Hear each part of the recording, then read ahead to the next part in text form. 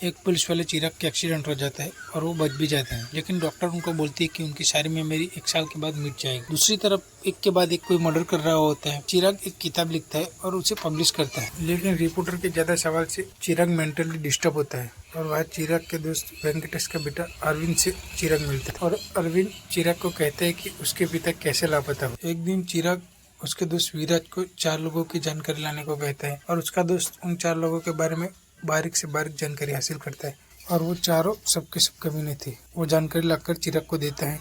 एक सुबह एक कचरे के डब्बे में से बॉडी मिलती है जो एक स्कूल हेड मास्टर होता है, जो स्माइली किलर के जैसे ही हत्या की गई थी। एक केस CBCID यानी कि अरविंद को मिलता है और वो उसकी तहकीकात करता है और वो उसकी बॉडी होती है जो वीरन ने चिराग को 4 लोगों का पीछा करने को कहा था, उनमें से ही एक होता है। अरविंद उस केस में हेल्प करने के लिए चिराग को ऑफिस बुलाता है और चिराग किलर को पकड़ने के लिए हेल्प करने के लिए तैयार हो जाता है। चिराग की याददाश्त कुछ पल जाने लगती है।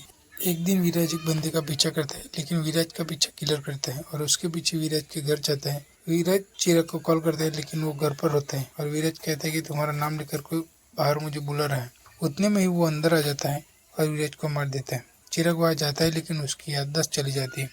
फिर याद आती है, लेकिन तब तक वो किलर विराज को मारकर वहाँ से चला जा चुका होता है। चिराग अरविंद को बताता है अभी एक मर्डर हुआ है। वो उस बॉडी को ढूंढ लेते हैं, लेकिन किलर नहीं पकड़ा था। किलर फिर पुलिस को चकमा देकर निकल जाता है, इसलिए फिर चिराग उस केस से निकल जाता है। लेकिन अरविंद को विराज के घर से फाइल मिलती है और वो चिराग से उस फाइल के बारे में पूछता है। चिराग बताता है कि अरविंद के पिता और वो दोनों इस्माइली किलर के केस में साथ में काम किया था। तब अरविंद के पापा वेंकटेश ने कभी कोई केस सॉल्व के बिना छोड़ा नहीं, लेकिन इस बार 3 मर्डर होने के बावजूद भी वो उन किलर को नहीं पकड़ पाए और एक दिन मीडिया में दिखाया गया कि स्माइली किलर मारा गया है।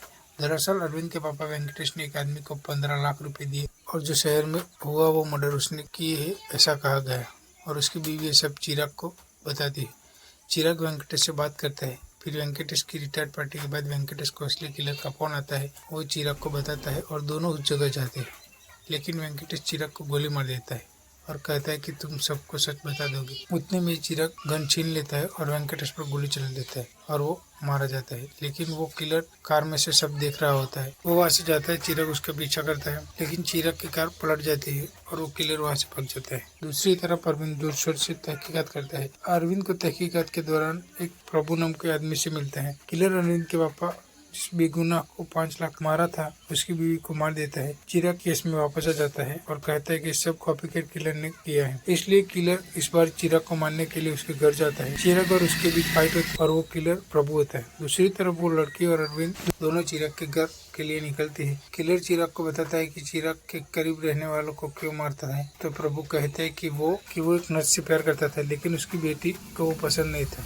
वो चिराग को अपने पापा की तरह मानती थी। एक दिन प्रभु उस लड़की को मनाने के लिए जाता है, लेकिन वो लड़की बहुत डर जाती और वो घर से भागती है। सड़क के किनारे जाके प्रभु उसे पकड़ लेता है। उतने में चिराग बाइक लेके वहाँ से निकलता है और वो लड़की चिराग को आवाज लगाती है। चिराग बाइक खड़ी करके वहाँ आसपास देखने लगता है, लेकिन प्रभु उस लड़की का मुंह दबा देता है। चिराग वहाँ से निकल जाता है, लेकिन बहुत देर तक मुंह दबाने से लड़की की सांस टूट जाती है और वो मर जाती है।